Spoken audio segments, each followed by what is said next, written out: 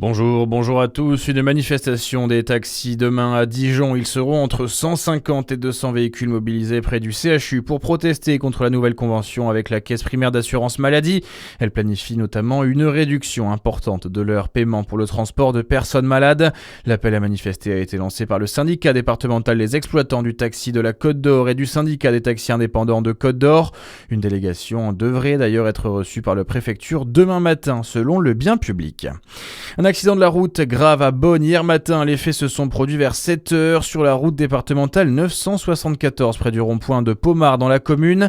Un automobiliste a percuté un arbre de plein fouet. Les sapeurs-pompiers ont été dépêchés sur les lieux.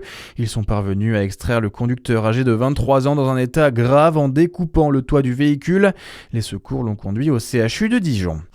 Dans l'actualité également, un foyer de grippe aviaire détecté dans un élevage de canards du Lot-et-Garonne. Les autorités ont ordonné l'abattage de 2000 animaux et ont instauré des zones de protection et de surveillance.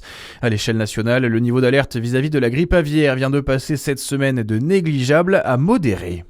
Elle était introuvable depuis mercredi soir dans le Pas-de-Calais. La jeune Lina, âgée de 15 ans, a été retrouvée saine et sauve, annonce la gendarmerie du département.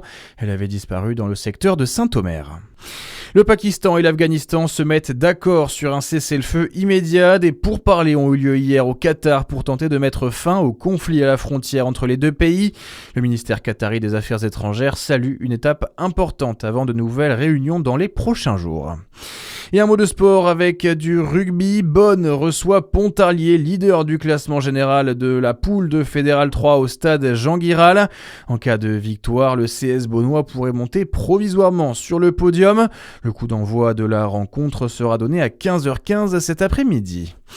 Et enfin, un petit mot de basket avec Dijon qui va affronter le Paris Basket à 16h30 aujourd'hui au Palais des Sports. Bonne journée sur Fréquence Plus.